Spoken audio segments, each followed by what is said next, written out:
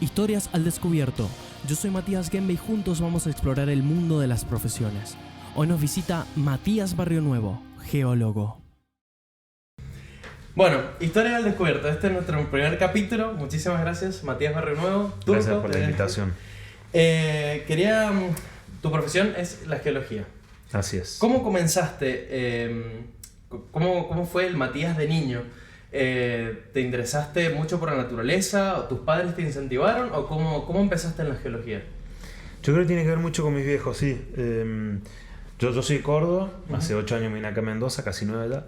Pero en Córdoba era muy común que en nuestras vacaciones nos fuéramos a la sierra, a acampar. Y siempre me gustó la montaña, o sea, bueno, la montaña en Córdoba son montañas más chicas que lo que tenemos acá, ¿no? Que la cordillera. Pero siempre me gustó, siempre me atrajo. Me gustaba la naturaleza, el medio natural. Siempre juntaba piedras así. Pero no sabía lo de la geología. En algún momento cuando estaba en la primaria, por ejemplo, me había reenganchado de salir la película Tornado, Twister. Me reenganché con la parte de Tornado. Después, al tiempo salió la película Dante's Peak. Claro, que van a cazar Tornado. Claro. Pero ya en ese momento, como la cuestión natural me gustaba. En ese momento, no sé, con lo de los tornados, armé una charla así por los pibes del colegio. Ajá. Después fue lo de los volcanes de Dante's Peak, que actúa este chabón, el de Pierce Brosnan, el de James Bond. Ajá. Bueno, y el tipo queda como un geólogo, un volcanólogo, pero tipo James Bond, o sea, como una aventura. Y después, cuando empecé a estudiar en la secundaria, en Córdoba, los últimos 3 años de especialización podía hacer ciencias naturales, donde yo iba. Y tuve el último año ciencia de la tierra. Y esa materia la daba un geólogo. Y a mí dije, loco, esto es lo que me gusta. Porque era como siempre me había llamado la atención así, pero no sabía que estaba esa carrera como... Ajá, como una opción para seguir. Claro. Ajá. Y el chabón este profesor, Carlos Boetti, para mí fue así como, wow, mira lo que se puede hacer.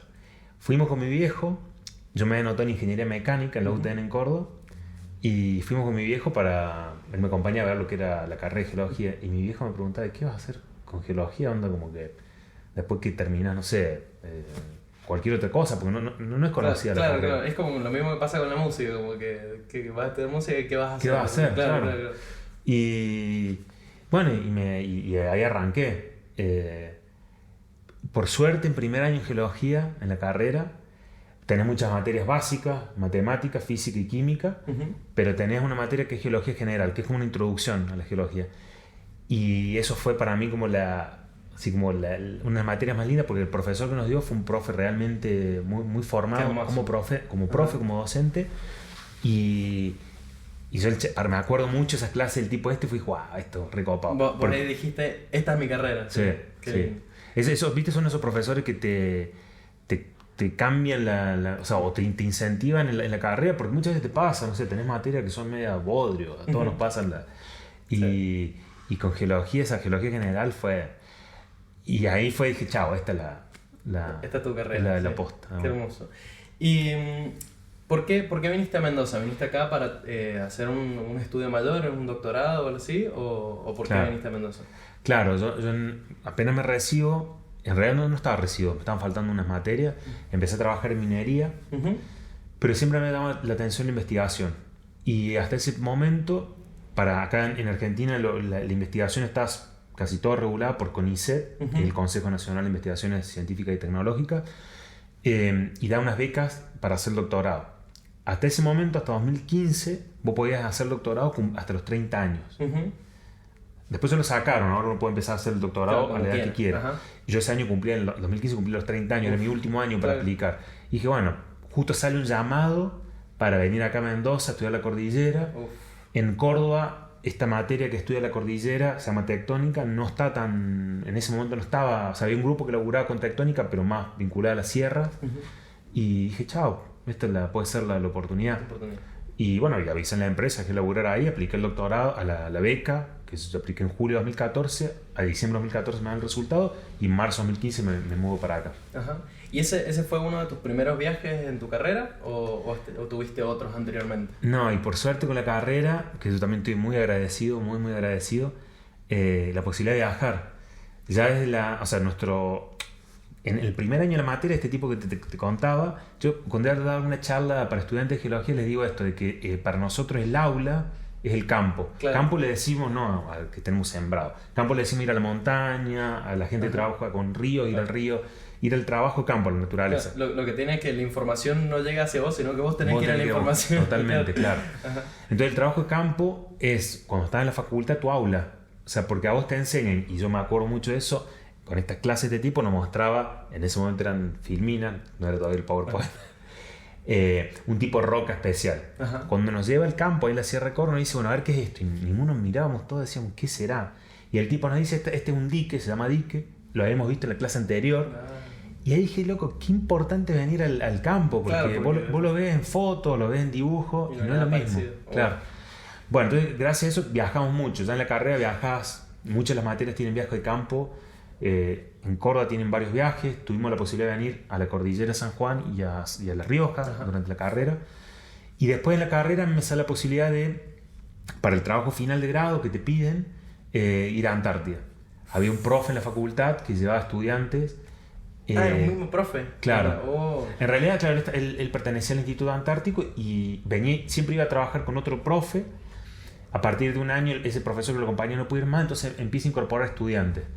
Y fue un flash eso. ¿Y cómo llegaste a la Antártida? O sea, ¿cómo es el viaje hacia allá? Que uno no sé, lo ve imposible. Y es toda una logística compleja. O sea, todo se maneja de Buenos Aires. Uh-huh. Entonces vos te vas a Buenos Aires y se hace por la Fuerza Aérea. Entonces viajamos en Hércules desde Buenos Aires, el Palomar, que es una base que tiene la Fuerza Aérea, a Río Gallegos. Y en Río Gallegos tenés que esperar cerca del aeropuerto también de la Fuerza Aérea a que haya buen tiempo para poder cruzar a Marambio. Y en Antártida te das cuenta que el clima condiciona todo. Entonces a veces te pasa que llegaste y te dicen ya tenés que salir y salís. Y a veces te pasa una semana, 15 días en esa base en Río Gallegos esperando que te puedas cruzar.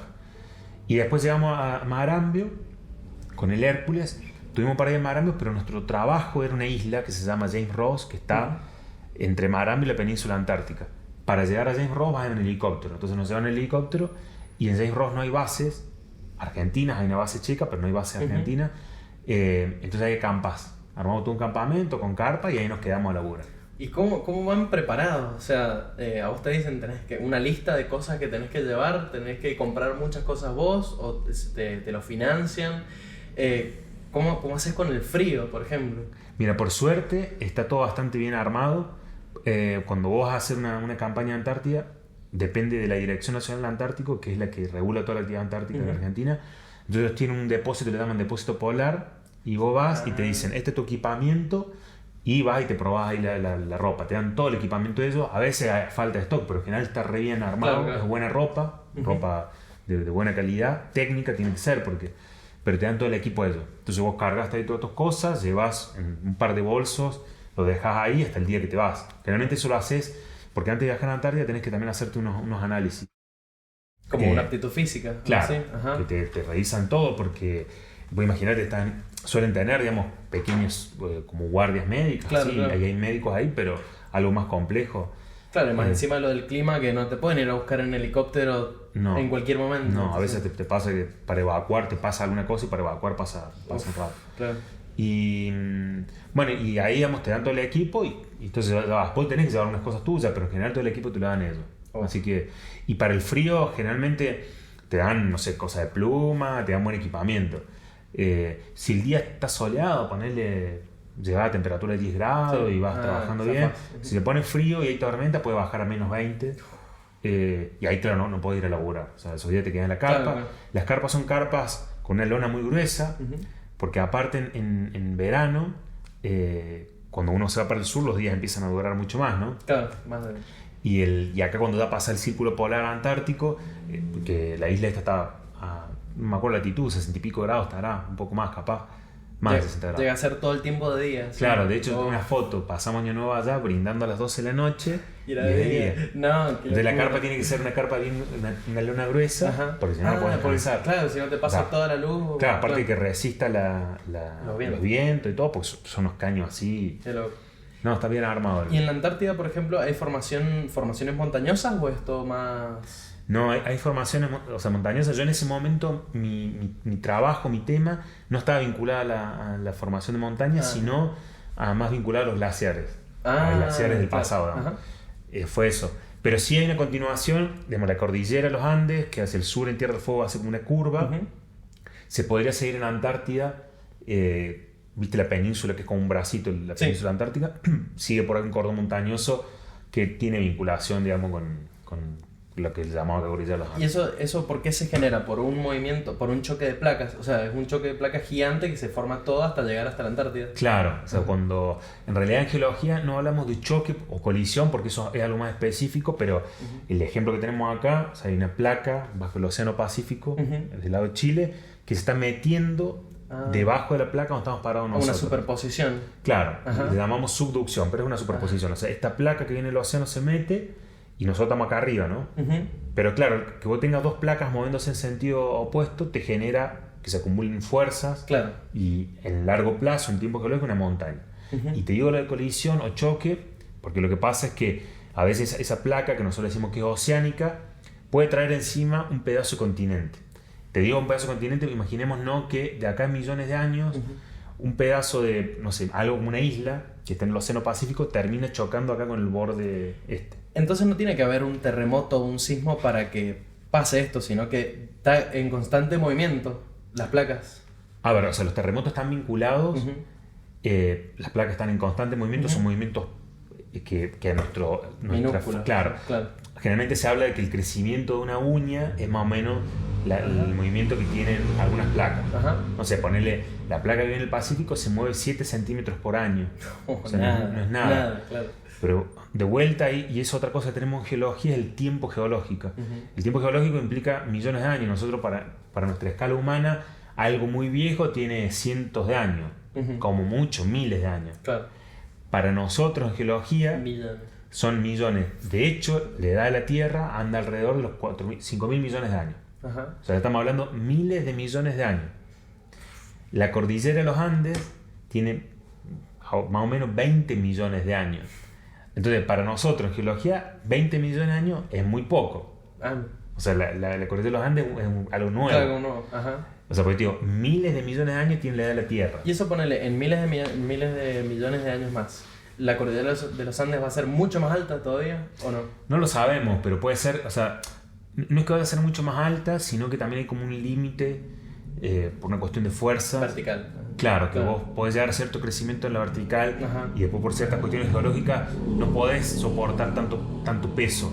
Imagínate que vos estás apilando en algún lugar, no sé, arena. Sí. Entonces llega un punto que eso no lo podés sostener más. Entonces en lo que empieza a pasar es que las cordilleras empiezan a ensanchar. Crecen, en vez de crecer en la vertical, en altura, empiezan a crecer en ancho.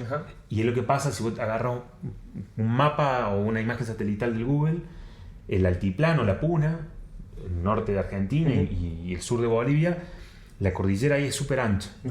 Es muy, muy ancha. Es como mucho más vieja que esta parte nueva de Argentina. Claro, tiene un par de millones de años más, supone esta etapa de, como nosotros le llamamos compresión, o cuando se va apretando, pero es mucho más ancha. Vos te vas para el sur de la cordillera y se va haciendo cada vez más angosta y la altura también empieza a bajar. De hecho pasa, cuando vos te vas para el sur, de acá en Mendoza ya empezás a notar que la altura de la cordillera es mucho más baja que la que tenemos acá. Es verdad. Eso, digamos, tiene que ver un poco con cómo estas dos placas interactúan, ¿no?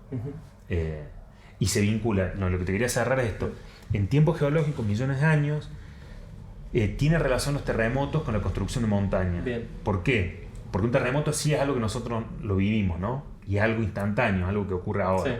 Ese desplazamiento que puede ser de centímetros, en algunos casos llega a metros, el desplazamiento, imagínate que estás apretando y rompes la roca, la corteza. Se desplaza un par de centímetros. Bueno, imagínate ese par de centímetros en millones de años. Sí. O sea, eso a veces es lo que cuesta pensarlo, claro. Que se va moviendo en millones de años, te genera una montaña. Y eso es algo súper notorio, pero ya que estamos en esta... Cuando Darwin pasa por acá, Charles Darwin hace el viaje todo recorriendo Sudamérica, bueno, él cruza desde Chile para acá, para Argentina. Cuando está del lado chileno, él ve un terremoto en Concepción. Y en ese terremoto ve que había rocas que están en el océano, bajo el agua, que quedan como emergidas, quedan sobre el nivel del mar.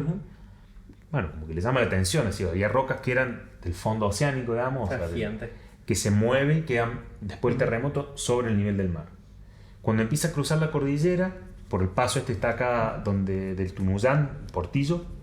Ah, no, creo que no ha pasado nunca por ahí. Claro, un paso que no lo puedes hacer en vehículo, no tenés que hacer peatonal, pero él cruza para acá, por ahí. Y empieza a ver que había fósiles, caracoles marinos, digamos, a 2.000, 3.000 metros de altura.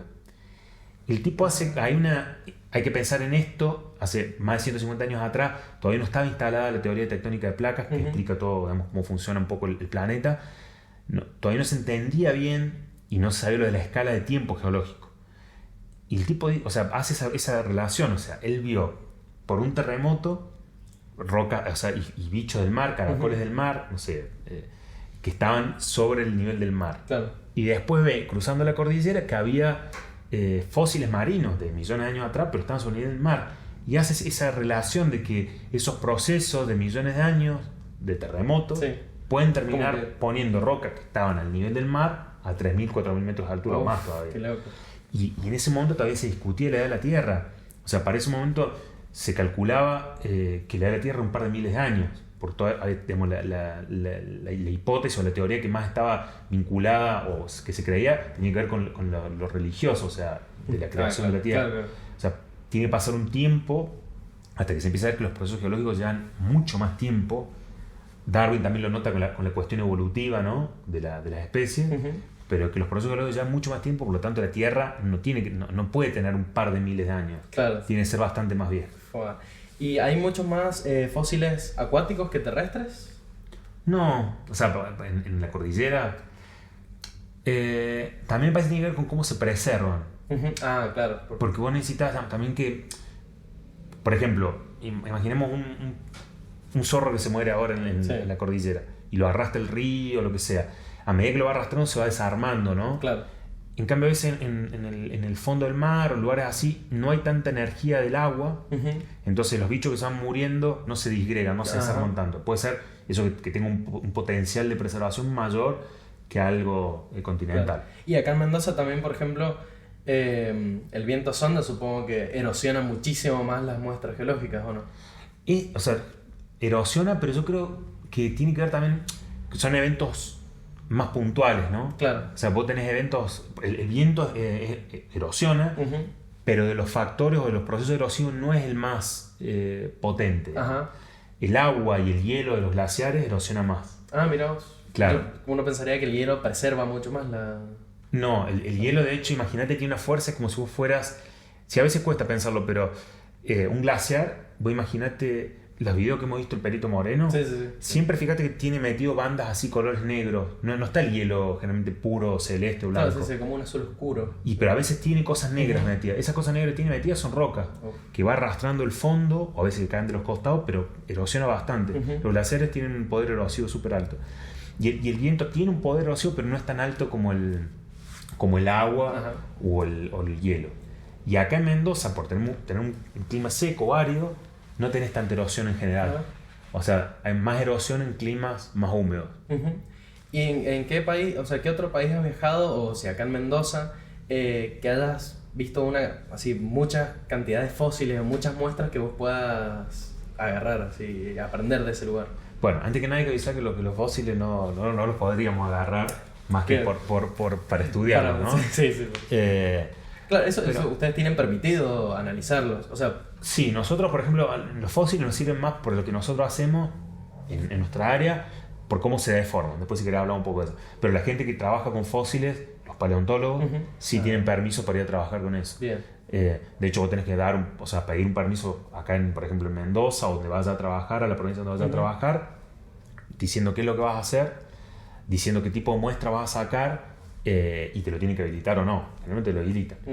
Pero, por ejemplo, hay muchos fósiles de esto que hablamos, de este océano que de hace un par de millones de años atrás, de estos amonites, que son como estos caracoles, y se ven bastante, por ejemplo, acá en la cordillera o cuando vas para Malargüe. Y después, por ejemplo, yo en Antártida vi bastantes fósiles también, porque hay rocas de esta edad que son del Mesozoico, también de estos amonites. Hay amonites que son enormes, que tienen 1 metro de diámetro o más. Y después otros más chiquitos. En Antártida se ven muchos dientes de tiburones viejos, ¿no? Y eso, perdón que te interrumpa, ¿eso ustedes cómo lo analizan? O sea, ¿ustedes llevan microscopios para ver si hay bichos que no han... Bichos, perdón la palabra. Sí, pero también nosotros decimos bichos.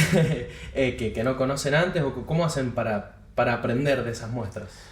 Mira, te voy a hablar de un poco desde arriba de la parte paleontológica, porque no es lo que yo hago. Bien. Pero en general, en geología vos lo que haces, o sea, cuando vas a trabajar al campo, vos vas, digamos, con una libreta, es fundamental. Ahora muchos de nosotros estamos pasando a las cuestiones digitales, el celular o una tablet. Porque tenés que hacer anotaciones, dibujar, digamos, Nosotros realmente llevamos una lupa de mano, que es una lupita chiquita, que por ejemplo tiene 10 o 20 aumentos, entonces ya podés ver un poco más que lo que ves a ojo desnudo. Llevamos a veces ralladores, que son puntas que tienen con cierta dureza, para poder, vos rayando podés identificar los minerales, un imán, porque a veces hay minerales magnéticos, y para la gente, por ejemplo, que trabaja con fósiles, los fósiles que ves a simple vista, por ejemplo, con la lupa, ya te das cuenta, pero hay otros que son microfósiles, y eso realmente lo que se hace es sacar la muestra y se la analiza después en lupa o microscopio acá nosotros damos el gabinete, el trabajo, el laboratorio, digamos. ¿Y eso tienen, acá en Mendoza tienen un laboratorio? Sí, nosotros trabajamos que es IANIGLA, que es el Instituto Argentino de Nivología, Glaciología y Ciencias Ambientales, que depende con ICE y del Uncuyo, tiene laboratorios, de hecho un instituto grande, porque o sea, labura gente con nivología, labura gente con glaciología, con paleontología, con dendrocronología y con geología. Y ahí están todos, hay bastante de los instrumentales que necesitas para procesar las muestras. Las muestras, ajá. Pero después hay gente, por ejemplo, que trabaja con fósiles, que necesita también ver cómo está el fósil. Entonces no es solamente sacarlo, sino ver cómo está en el yacimiento, en el afloramiento. Porque te indica condiciones también de cómo se murió, digamos.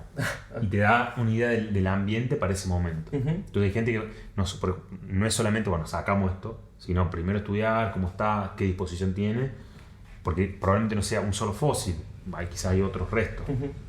¿Y te ha pasado de ver, hay mucho, la verdad, que en la televisión y todo eso, la contaminación, que hablan sobre la contaminación? En tus expediciones, ¿vos te has encontrado con esa contaminación del ser humano? ¿Has visto muestras contaminadas o lugares contaminados con plásticos que no debería haber, por ejemplo, en la Antártida? Sí, yo creo que lamentablemente cualquier cosa que hacemos nosotros, los seres humanos, genera un impacto. Claro. Entonces, por ejemplo, parece una cosa menor, pero por eso se pide mucho en la montaña. Cuando uno vaya al baño en la montaña, deberíamos llevarlo, esto que le dicen cacatubo, que es un caño de PVC, que es vos guardás ahí lo que vas defecando, tus restos. Porque, o sea, vos decís, bueno, pero ¿cuánto puede afectar? Imagínate cuánta gente puede ir a lugares que son muy concurridos, por ejemplo el Cordón del Plata. O la Concagua. Esos lugares sí o sí necesitas, digamos, cierto control, si no es un desastre. Claro. Estaría todo lleno de... Sí, y bolsa, y papel, y es una mugre. Pero ves en lugares que nosotros estamos trabajando, tenemos un proyecto en La Puna, y La Puna tiene lugares remetidos inhóspitos, y ves plásticos, y ves latas. O sea, yo creo que digamos, el ser humano va a generar un impacto, digamos, en todo, digamos, es súper... Entonces yo creo como que esto de la contaminación es, lamentablemente, con cada cosa que hacemos, o sea, otra cosa, o sea, ir con vehículos que emiten dióxido de carbono, o sea, está generando un impacto, o sea, como que... se está tratando últimamente también de, por ejemplo, en La Puna, vos ves muchas veces que hay huellas de camionetas que se meten por cualquier lado. Entonces tratando de que la gente tome conciencia, porque a veces me meto por acá. No, y pueden pisar muestras, pueden arruinar. Y aparte el ecosistema actual, o sea, por más que La Puna quizás uno piensa que es muy hostil, digamos, para la vida, pero aplastada, no sé, ¿viste los tunduques, estos roedores? Sí. O sea, los huequitos que hacen para vivir, lo aplastás, rompes bastante, digamos. Entonces, se trata eso de tener un poco más de conciencia. Yo creo que últimamente las tenemos un poco más. Antes hay lugares donde ha habido, por ejemplo, perforaciones para petróleo de hace muchos años atrás, y a veces quedan porque se hace una perforación que es un tubo y a veces quedan abiertos, entonces como que... claro. Pero últimamente de los últimos, no sé, 10, 20 años hay mucha más conciencia. De hecho, tiene que hacer una remediación después de que se hacen esos trabajos. Y te quería preguntar, volviendo un poco más a tus inicios, para que yo te esté preguntando mucho de paleontología, preguntarte en tu época estudiantil, ¿cuáles fueron tus dificultades y cuáles fueron las materias que más te gustaron y cuál es tu especialización?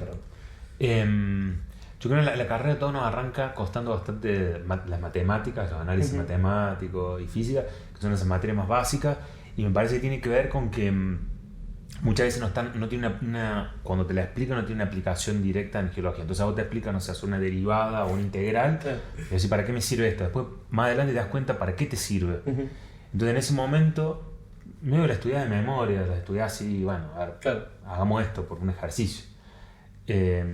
Yo creo que falla en eso el sistema, por lo menos como está planteado, de que no haya, o sea, que no esté específicamente armada para geología, para biología, para la materia que sea, para la carrera que sea, digo, porque es súper difícil verle, decir, ¿para qué me interesa aprender esto? Claro, como si fuese intangible, un cálculo. Totalmente, sí. Es como intangible, tal cual, como que no le veo ninguna aplicación, no. Y después te das cuenta que sí. Pero claro, a mí me pasó cuando después empecé el doctorado, te empecé a revisar libros matemáticos. Claro. Entonces yo creo que esas materias básicas son complicadas. Después adentro de la carrera empezar a tener materias complicadas. O sea, hay una materia que se llama Geología Argentina, que es la geología de todo el país. Es una materia re larga. Claro, gigantesco, bueno. Sí. Pero bueno, es una materia más del tema, digamos, entonces uno la agarra distinto, ¿no? Las materias que estudian las piedras, que se llaman las petrologías. Viste que piedra muchas veces el geólogo te dice, no, soy roca. A mí me parece piedra. O sea, si vos te entendés que piedra, no te hagas el puritano, porque de hecho la materia que estudia las piedras se llama petrología, las rocas. Pero bueno, las petrologías también son complicadas, pero como te digo, son materias que ya más tienen que ver con lo geológico. Entonces o sea, creo que esas son un poco las complicaciones que... Y en la carrera, cuando yo la cursé, todavía no teníamos materias optativas, opcionales. Ahora en los planes nuevos que se hicieron sí las tenés, entonces salís medio como un perfil general. Sabés, es un océano de 1 centímetro de profundidad, o sea, sabés mucho, o sea, sabés poco de todo. De todo, ajá. Que yo creo que por un lado está bueno tener una idea general de cada cosa, pero viste que en general todo ahora apunta a especializarse, entonces como... Claro. Y después, claro, yo con el doctorado empecé a especializar más en esto de la tectónica. De tectónica, ajá. Pero durante la carrera, no es que me especialicé, fue más. ¿Y de qué trata tectónica en general? Y tectónica tiene que ver con, o sea, todos los procesos que construyen, digamos, cosas que vemos en la Tierra. Porque tectónica, tecto, la palabra viene del griego de tectos de construcción, por eso arquitecto. Ajá. Entonces viene con esa idea. Entonces son estos procesos que dan forma al planeta como lo vemos. Entonces la formación de montañas, la estudio de la tectónica, la formación de océanos, la estudio de la tectónica, o sea, todos estos procesos vinculados al movimiento de estas placas tectónicas y lo que genera. Y también ven la formación de la Tierra, por ejemplo. Si querés contarme un poquito acerca de la formación de la Tierra y cómo fueron las etapas. Claro, digamos, o sea, así más o menos para hacerlo rápido, lo que habíamos hablado sería que yo te decía casi 5.000 millones de años para redondear. O sea, el sistema solar tiene 15... No, a ver, estoy pensando, el Big Bang creo que 15.000 millones de años, el sistema solar pone 6.000 por ahí, la Tierra 5.000 millones de años. Viste que siempre hacen los esquemitas para tratar de asociar el tiempo geológico a un año. Y en ese año vos agarrás tus 5.000 millones de años que tiene la Tierra y haces, digamos, lo haces equivalente a un año. A un año. Y vas tomando los distintos periodos en ese año geológico. Viste que el ser humano aparece en la última, el último día, el último nada. Un día, como si hace una hora. Claro. Y esa formación del planeta Tierra tiene que ver con la formación general del sistema solar, muchos partículas dando vuelta que empiezan a acrecionarse, se empiezan a juntar por gravedad. Y inicialmente la Tierra es como una masa semifundida, o sea, como semiderretida. Claro, como si fuese lava, roca fundida. Claro, pero no solamente roca, sino tenía cosas con hierro, con níquel. Y empieza en algún momento por gravedad las cosas más densas, las más pesadas empiezan a ir hacia el núcleo. Por eso se supone que el núcleo terrestre es de hierro y níquel. Claro. Y de hecho tiene una temperatura muy alta todo eso en ese momento. Esa temperatura va bajando a lo largo de la claro. Entonces ahora el núcleo de la Tierra tiene 6.000 grados de temperatura más o menos. Tiene todavía calor remanente de esas etapas, que las va perdiendo, digamos, ¿no? Y en esos primeros miles de millones de años fueron, digamos, como un planeta. Hay muchos como dibujos y esquemas que se hacen, como una tierra bastante, o sea, si la pensamos un poco habitable, así como, recién, si mal no recuerdo, como la explosión de la vida a los 500 millones de años, o sea, pasaron, imagínate, 5.000 millones de años a los 500 millones de años, o sea, pasó un montón de tiempo hasta que se empiezan a desarrollar formas de vida que después dan, digamos, todo lo que se ve. ¿Y ustedes estudian como la formación de la vida en esos inicios? O sea, en geología, sobre todo en paleontología. Paleontología estudia la parte más biológica. Bien. Eso se dedica a la paleontología. Y después se vincula mucho también con la biología, porque toda la cuestión evolutiva. Pero la paleontología estudia eso. Y en esos 500 millones de años, o sea, cuando lo vemos también en la Tierra, dijimos que tenía 5.000 millones de años, ¿no? 500 millones de años, un décimo de eso. En los 500 millones de años se desarrollan todas las formas de vidas complejas que vemos, o sea, que se empiezan a ver en el registro geológico. Todo eso, cuando dividimos el tiempo en periodos, todo lo anterior se llama proterozoico. Zoico viene de zo, de vida, de animal, pero como lo antiguo, lo viejo, y fanerozoico empieza a ser como lo visible. Y dentro del fanerozoico está el paleozoico, el mesozoico y el cenozoico. Nosotros estamos hoy en día en el cenozoico, así se divide. Y tiene que ver mucho esta división con los cambios que se ven en los seres vivos, ¿no? Desde esto digo, formas muy simples hasta la forma más compleja de vida. ¿Y la creación de la atmósfera, por ejemplo? ¿Por qué se ocasiona?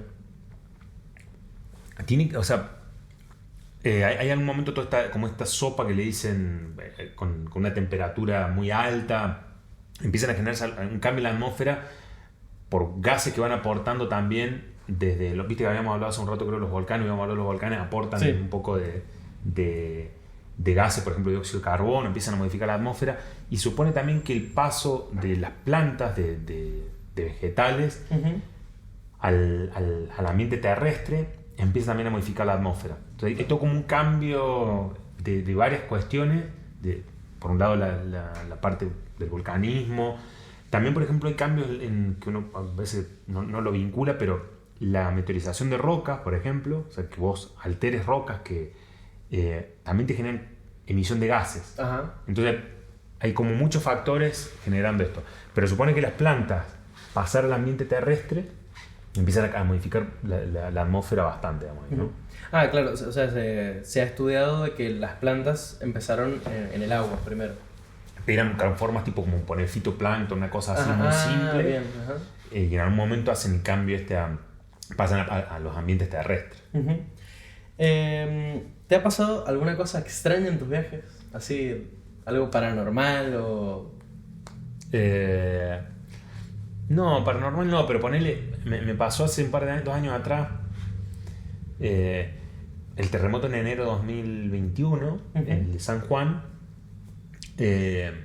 Nosotros fuimos, después fue ese terremoto que fue fuerte, yo estaba en Córdoba en ese momento y se sintió. No sé si se acuerdan, pero mostraron las fotos ahí en la ruta 40 de San Juan, que estaba rota. Toda partida, Fue un terremoto fuerte. Entonces fuimos con el grupo de laburo a ver si encontramos el lugar que se llama el epicentro. Claro, donde, o sea, en superficie donde se proyecta, donde fue el sismo, el terremoto. Bueno, nos metimos por varios lugares, qué sé yo, y uno de los días que estábamos acampando, yo me iba al baño, y en ese momento estaba en el baño así, el baño me refiero a estar medio en cuclillas, para los segundos, y se empezó un ruido así, como una cosa así, y después empezó a mover el suelo, que yo nunca lo había sentido así, un terremoto, porque claro, después de terremoto hay réplicas, ¿no? Sí. Un terremoto ahí muy cerca, claro, estaban prácticamente en el epicentro. Y eso fue una mezcla de cagazo literal, así, porque imagínate estar ahí como que esto fue. Y yo salí corriendo, me acuerdo así, volví, el grupo estaba acampando, ¿sintieron eso? Y éramos 6. De esos 6, 3 lo habíamos sentido y 3 no. Entonces hicimos como una apuesta ahí en medio, como bueno, postemos unos vinos. Pasa un puestero que venía, un puesto metido en la cordillera en moto bajando y frena y dice, con cara así asustado, ¿sintieron eso? De hacer como el terremoto. Bueno, ahí le ganamos la apuesta de los vinos los otros. Pero ese sismo ahí fue como muy guau. ¿Y el epicentro, pasa esto de que se levanta la tierra en el epicentro? ¿Se afecta mucho la parte del epicentro? Depende, digamos, porque hay veces eso que se vea en superficie quiere decir que tiene ruptura superficial, o sea que el lugar donde se genera el terremoto hay una fractura de rocas, ¿no? O sea, hay que pensar de que estás apretando, en este caso, en este ambiente estamos acá, estás apretando, en un momento las rocas no soportan más esa fuerza. Nosotros el ejemplo que siempre hacemos es agarrar una regla o una maderita del borde de un canasto, de un cajón de fruta. Cuando van a empezar a doblar, ¿viste? Se empieza a doblar, y en un momento se rompe. Sí. Y cuando se rompe, uno escucha un sonido. Sí. Ese sonido, los sonidos son ondas mecánicas, los terremotos son ondas mecánicas también. Mejor dicho, la onda que libera el terremoto. Son ondas mecánicas. Es lo mismo, esa liberación de energía que vos hiciste cuando vas doblando la madera o lo que sea, lo mismo pasa en la tierra, ¿no? Pero eso que se rompa, esa roca, esa piedra, puede ser que a veces, cuando es muy fuerte o superficial, rompa en superficie. Pero hay veces que no rompe en superficie. Y los movimientos, perdón por mi ignorancia, pero el movimiento de placas tectónicas, hay dos. Que se mueven, o sea, perdón la palabra, se chocan, sí. Y otro que se mueven como en paralelo, por así decirlo. En realidad hay como 3 bordes de placa que les llamamos. Uno es el que voy a decir, que chocan, que uno se mete por debajo de la otra, que eso llaman de márgenes convergentes. Otros que estos que se mueven así, y les llamamos transformantes. Y después hay otros donde se separan. Y esos son los divergentes. Y entonces, en los divergentes vos tenés creación de corteza, creación de roca nueva en la tierra. En los convergentes, que se mete como destrucción, digamos, porque se van metiendo una por debajo de la otra en el manto, en estas capas más profundas. Y en los transformantes no pasa nada porque se mantiene la masa. Entonces, eso tiene que ver un poco después cuando se estudia o se empieza a proponer la historia, la teoría de tectónica de placa, se ven estos márgenes que se abría el océano. Pero claro, dicen, o sea, si se estuviera generando todo el tiempo nueva corteza, nueva roca, el volumen de la Tierra tendría que aumentar. Claro. Y no es lo que pasa. Entonces tendría que haber un lugar donde se mantiene la masa, digamos, que son estas zonas donde se mete la placa para abajo. Son esos 3 márgenes. Y por ejemplo, si viviésemos un terremoto, ¿cuál sería el más peligroso de todos? ¿O el que más afectaría a las estructuras? Vinculado a esos 3 márgenes, a sí. ese tipo de... Nosotros estamos viviendo acá en una de las zonas más sísmicas de Argentina, ¿no? Del lado de Chile, que está mucho más cerca, donde están las 2 placas, están los terremotos con mayor magnitud, con mayor energía. De hecho, cuando uno ve el terremoto registrado, de mayor magnitud, que fue 9.6, fue en Chile. Son terremotos esos con mucha energía liberada. Entonces, esos son como uno de los más complejos. Después creo que el ejemplo típico que todos conocemos de estos márgenes transformantes es el de Estados Unidos, la falla de San Andrés. Y ahí también los terremotos son súper fuertes, digamos, que han tenido terremotos. Claro, aparte es todo ciudad ahí también, o sea... Y aparte es todo ciudad. Sí.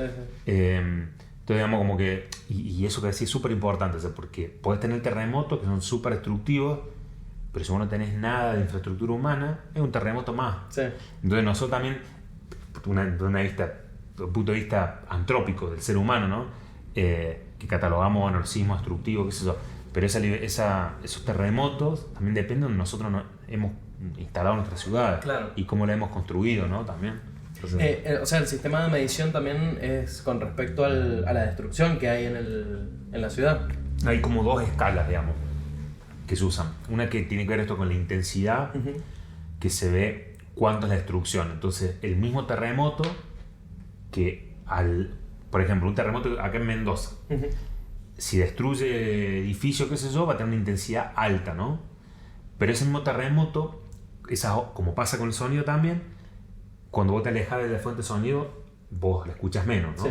Con el terremoto pasa lo mismo, esa energía se va disipando a medida que te alejas. Claro. Entonces, ese mismo terremoto que acá en Mendoza te destruyó un edificio, de acá a 100 kilómetros ya no te genera. Entonces, la intensidad de ese terremoto, no sé, ponerle en San Rafael y acá, no va a ser la misma. Entonces, por eso se cambia se sigue usando esa escala de intensidades, que es la de Mercalli. Entonces se cambia a una forma que se pueda medir, que es la magnitud. Y eso se mide, viste que se registran los terremotos con los sismógrafos. Sí. Y los sismógrafos lo que te hacen, como si fuera un electrocardiograma, te van mostrando ahí la intensidad. Sí. O sea, es como si fuera un peso, una masa, que imagínate se mueve y ese brazo va dibujando lo que cuando se mueve la Claro, tierra. uno pensaría que como va dibujando el movimiento, pero en realidad es que por el movimiento, con el contrapeso, te lo dibuja por el movimiento. Tal cual. Nosotros lo decimos dibujando porque es el ejemplo más gráfico. Antes se hacía así, posta dibujando en un papel. Ahora todo es electrónico, ¿no? Pero en ese momento, o hace un tiempo atrás, era un brazo con un papel, una bobina de papel que iba girando, y el brazo si no pasaba nada tan quieto, pero si se movía empezaba a dibujar. Claro, pero eso no le puede dar viento, no le puede dar nada porque no, está resguardado, no, está claro. Ajá. Y ahí vos podés medir, según la amplitud que tiene esos dibujos que hace, se hacen ciertos cálculos matemáticos y te dice la magnitud.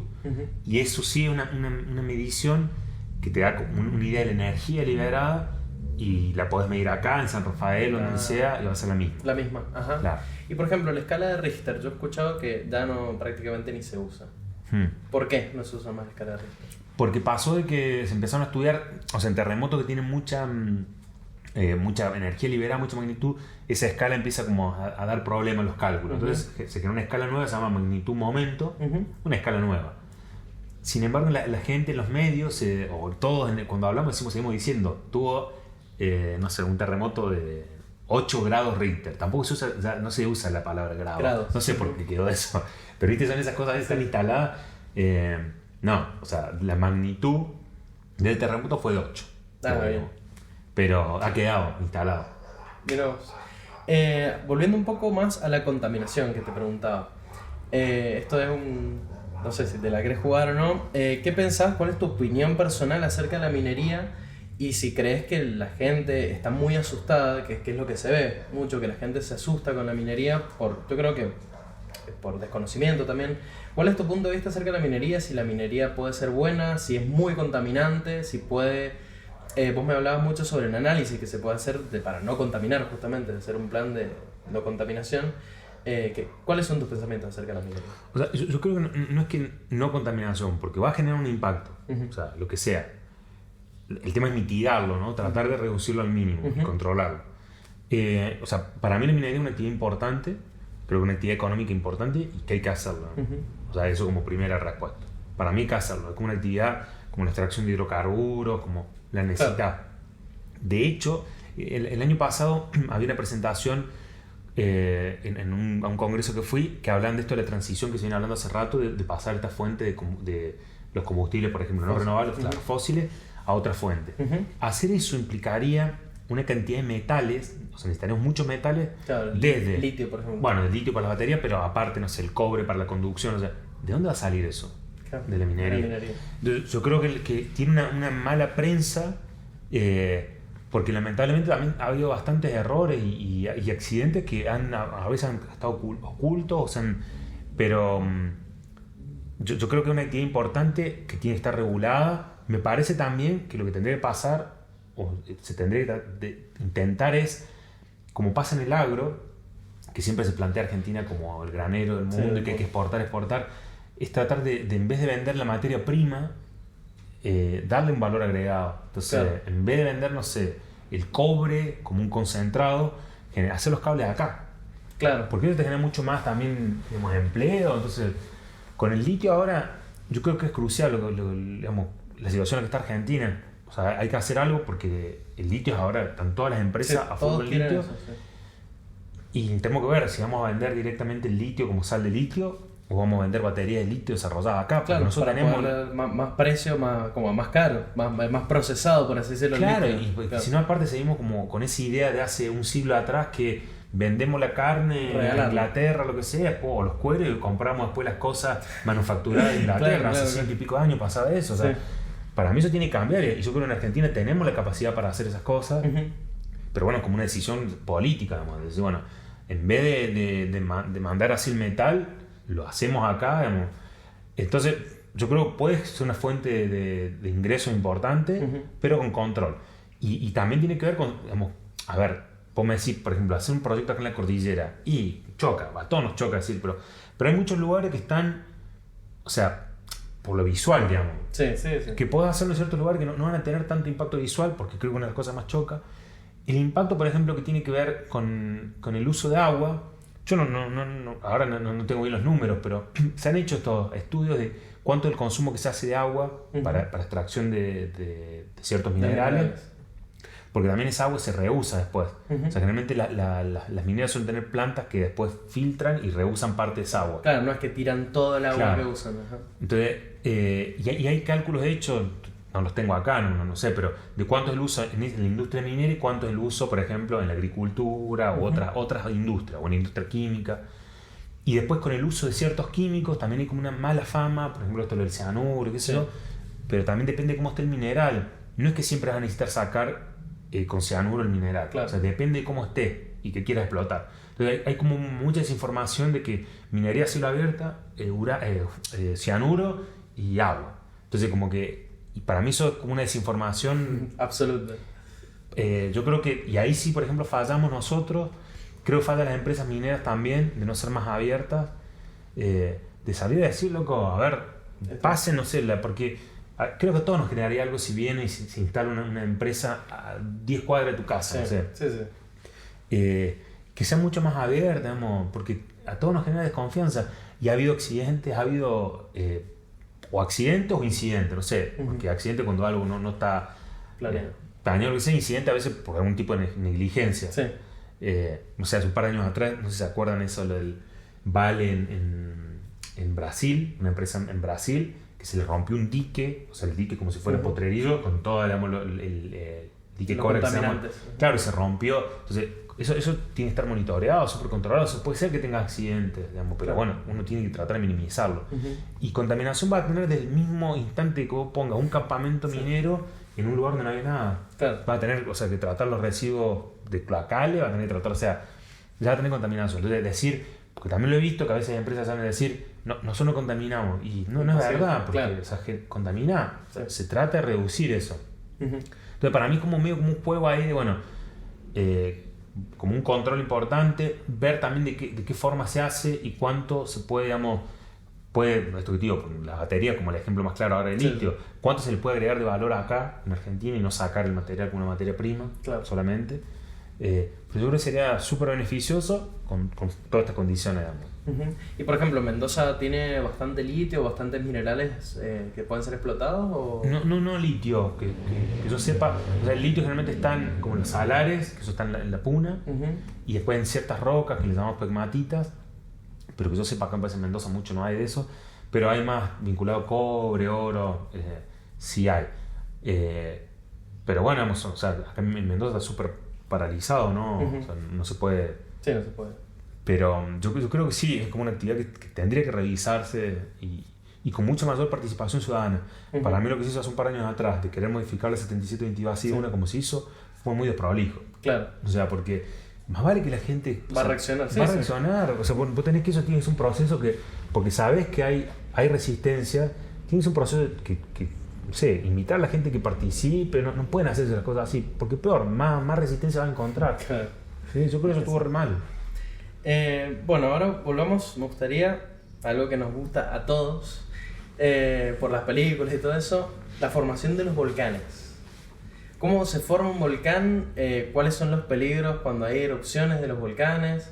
Si el humo de los volcanes es humo como cuando quemamos una madera, o si eso afecta terriblemente, o sea, el humo son minerales de los volcanes, roca fundida, ¿cómo se forman los volcanes? Está todo vinculado también en lo de los volcanes, de alguna forma, por ejemplo, a los terremotos, ¿no?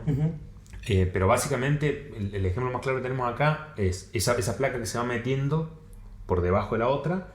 Esa placa que se mete, habíamos hablado que la Tierra tiene, la temperatura aumenta en profundidad. Sí. Esa placa que se va metiendo por abajo va aumentando la temperatura, estamos hablando de 100 kilómetros, empieza a generar. Tiene ciertos minerales que vienen desde imagínate, el fondo oceánico, están hidratados, empieza a liberar esa agua y esa agua actúa como un fundente. A las rocas que están en un estado sólido les baja el punto de fusión, es decir, es como ¿viste el hielo en los lugares donde nieva? Sí. Se tira sal, porque la sal baja el punto de fusión y hace que se derrita. Sí. Claro. Entonces, imagínate esa agua que sale, esa placa que se va metiendo, ayuda a derretir las rocas que están ahí.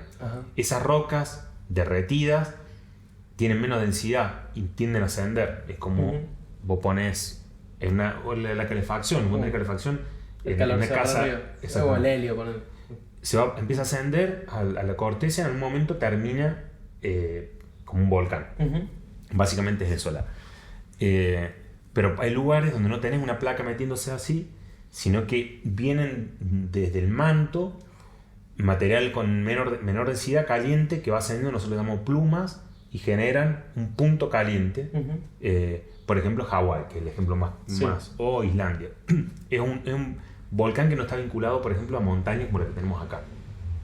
Después de otros volcanes, por ejemplo, en África, o sea, el continente africano se está separando. Hay una parte al este que se está separando, una placa tectónica que se está separando. Eso, cuando hablamos recién de los márgenes divergentes que se separan, estos márgenes están separando, y cuando vos separas, permitís también que ascienda esta roca que está caliente y generas volcanes también. Entonces ahí en ese lugar, se llama el Rift, Valle de Rift, en África Oriental, también genera volcanes. Que aparte también hay terremotos, y se ve una relación, eso lo hablamos, pero hay una relación a veces entre terremoto y volcanes, pero bueno. Pero bueno, entonces como tenés varios lugares donde podés tener volcanismo.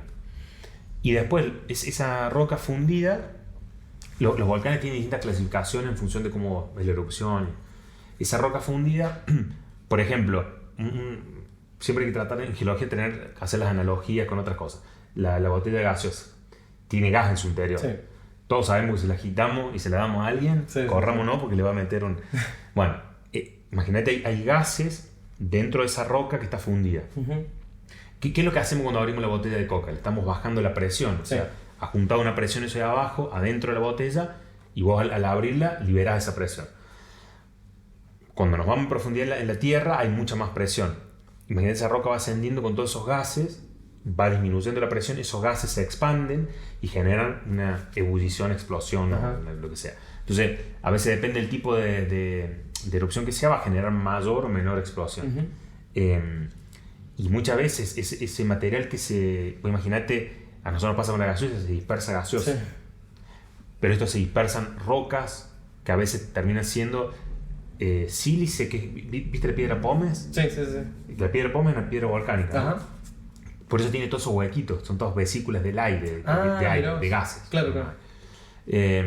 Pero muy particular, muy fina, y eso es la ceniza volcánica. Y la ceniza volcánica es súper peligrosa cuando hay una erupción, respirarla, porque esas partículas de sílice son muy dañinas para los pulmones, ¿no? Como que son pequeños cristales que te pueden cortar las vías respiratorias por dentro. Y a veces puede generar daño, digamos, como silicosis y cosas así. Aparte de eso, que eso es como algo más gaseoso, liberan vapor de agua, liberan dióxido de carbono, liberan sulfídrico, otro gas también. Por eso en muchos lugares que hay termas vinculadas a volcanes, olor a huevo podrido del sulfídrico. El gas sulfídrico sale también de los volcanes. ¿Y las termas acá de Caucheuta hay algo parecido, sí?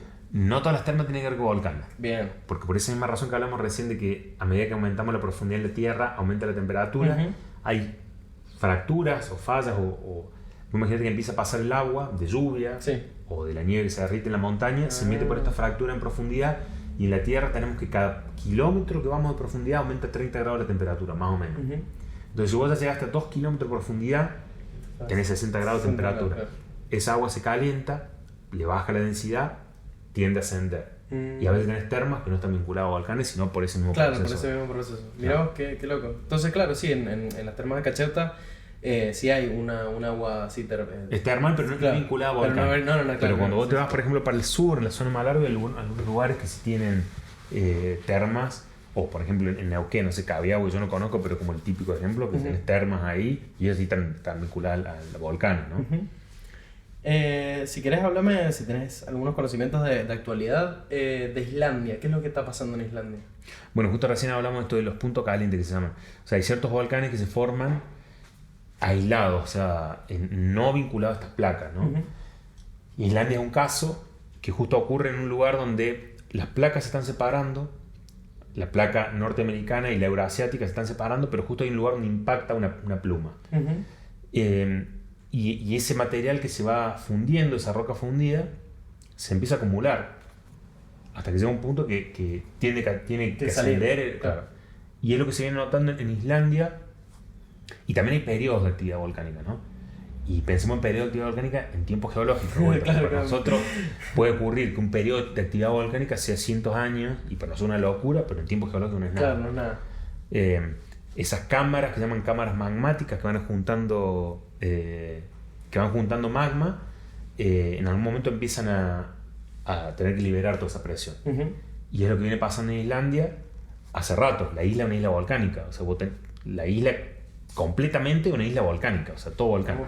Entonces, lo que está viendo ahora es que ha aumentado la cantidad de unos terremotos vinculados al movimiento de placas. Al movimiento de magma, claro. Y saben que en algún momento va a haber una erupción. Pero ya el año pasado en esa zona hubo una erupción, el anterior también, entonces como que, digamos, ya saben que tanto hay. Y toda la gente evacúa. Tienen que evacuar ciertos sectores. ¿Y vos estuviste ahí en Islandia, no? Y tuve la suerte de ir este año, es muy loco porque a mí me encanta poder hablar con vos de geología, pero de geología acá en general no conocemos. Claro, ¿no? En Islandia la gente conoce bastante más de geología porque están rodeados por geología. Claro, o sea, aprenden en el colegio de cosas vinculadas a geología. Los volcanes porque viven con volcanes. Eso es muy, muy loco. Viven con glaciares, volcanes, lo que sea, pero bueno, delimitan zonas. Por ejemplo, ahora con esto han evacuado una parte al sur de la capital, de Reykjavik. Han tenido que evacuar toda esa zona porque se supone que si hay una erupción puede llegar hasta ahí. Bueno, ya voy a hacer algo un poco profesional. Ya estamos por hacer las últimas preguntas. Se nos ha apagado una cámara. Si necesitas pilas, Maxi, en mi mochila hay pilas. Estamos bien. Bueno, preguntándote acerca de... Seguimos con los volcanes. En Argentina, ¿hay algún volcán? Creo que en Tunuyán o en Tupungato, creo que el Tupungatito le dicen. Hay un volcán, pero ¿hay algún volcán activo en Argentina? ¿O hay muchos volcanes, por ejemplo, que yo la verdad no conozco nada? Sí, hay varios volcanes activos. Y justo, ya que me lo mencionás, nosotros justo estamos en una zona acá donde no hay volcanismo activo. ¿A qué le llamamos volcanes activos? Volcanes que han tenido actividad en los últimos 10.000 años. Bien. De vuelta, viste que el tiempo geológico, geología, lo que más te cuesta, hace un rato me preguntaste qué. El tiempo relativo. El tiempo relativo. Pero una cosa que más nos cuesta cuando empezás la carrera es el tiempo geológico. Dimensionar. Claro, porque son cosas que no estamos acostumbrados. Entonces, claro, que tenga actividad volcán, o que un volcán se lo considera activo porque en los últimos 10.000 años ha tenido actividad volcánica. Bien. O sea que es un tiempo grande para y hay varios volcanes. Arrancan del Tupungato hacia el sur, empieza todo lo que se llama la parte del cinturón volcánico activo sur, o zona volcánica sur. Desde acá, desde esa parte hasta el norte de San Juan y para La Rioja hay una zona que no tiene actividad volcánica, que tiene que ver por cómo interactúan estas placas. Y después para el norte también hay llamadas, hacia el norte de Argentina tenés volcanes también que están activos, y de vuelta en este tiempo geológico, ¿no? Claro. Pero por ejemplo, creo que los más conocemos son de Neuquén. El sur de Mendoza ha tenido actividad del Peteroa, que es un volcán que está en Malargüe. Yo tuve la suerte este año de ir a trabajar ahí. Llegamos hasta arriba de la cumbre y eso es también impresionante. ¿Se ve? Sí, o sea, no es lava. No se ve la lava, pero hay mucha erupción, mucha emanación de gases. De hecho es peligroso. Claro, el lugar donde hay mucho sulfídrico es súper tóxico. Y lo otro que se ven es muchos cristales de azufre se empiezan a formar en los lugares donde hay grietas así que sale gas así. No. El Peteroa es un volcán con actividad de ataque en Mendoza. Y eso es peligroso, por ejemplo, si hubiese un terremoto de muy grande magnitud, o sea, se pueden activar en cualquier momento. Bueno, justo tú recién te decía esto, se ha visto que hay cierta relación a veces con los terremotos y los volcanes. No siempre, no es que vos digas, bueno, claro, hay terremoto acá, claro, no. Pero tiene que ver un poco a veces con esto, de vuelta en la analogía con la gaseosa. Vos tenés la cámara magmática con esa roca fundida con los gases. Que pase una onda sísmica por ahí puede hacer que vos, es como mover la botella de gaseosa, estés alterando esa cámara y generes como un movimiento de los gases y puede derivar una erupción. O a veces se ve por cambios de los esfuerzos, pero puede haber vinculación, no hay una relación directa de decir, bueno, hay un terremoto acá, va a tener una erupción acá. Claro. Pero se ha visto que hay vinculación. Sí. Bien.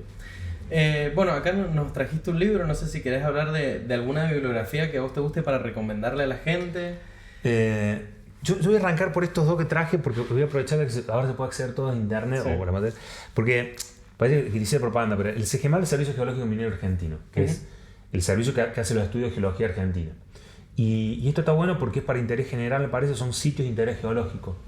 Y hace un par de años Argentina sacó una ley que dice que todo lo que se financie con el Estado, por plata del Estado, tiene que estar disponible para toda la gente. Bien. Entonces estos libros a mí yo lo compré porque me encanta tener el papel, pero uno puede estar abierto para todo el público. Claro, y podés cargarte desde la página del SEGEMAR los capítulos en PDF. Bien. Entonces, no sé, por ejemplo, entras y querés ver de la Aconcagua y ves acá información geológica de la Aconcagua, de Puente del Inca. Entonces yo creo que esto es tan bueno, y aparte porque están al alcance de la mano, así como... Sí, a 2 clics. Entonces, va a ser, te pintas una caminata en la montaña y te fijas a ver que hay alguna luz de información, porque aparte están hechos para que sea un lenguaje un poco, digamos, ameno, no tan técnico, y está bueno para entenderlo.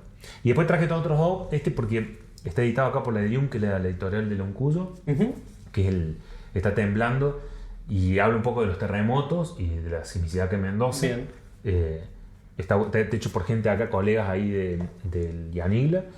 Y este otro volcanes, que lo escribió un geólogo de La Plata, pero que trabajó mucho acá en Payuña, en el sur de Mendoza, en Malargüe, que es una zona volcánica única, que el tipo laburó mucho tiempo ahí, pero bueno, habla de muchos volcanes en muchos lugares, y también es como mucho más ameno para leerlo. Claro, no es tan, una lectura fácil. Claro, una lectura un poco más para simple. iniciarse, por así decirlo. Tal cual. Bueno, yo te doy las gracias, la verdad que yo la pasé excelentemente bien. Darle gracias a Gastón Ángel y Maximiliano Jiménez, que Gastón está en la producción y Maximiliano en lo audiovisual. Y nada, incentivar que a la gente, si le interesa la geología, la verdad que es un mundo increíble, que ahora nos has dado una pequeña demostración de lo que es tu mundo. Y nada, un gustazo, gracias. Gracias por la invitación. Matías Barrio Nuevo, un gustazo. Y bueno, este es nuestro primer capítulo de Historias al Descubierto y nos veremos en la próxima. Muchísimas gracias. Gracias.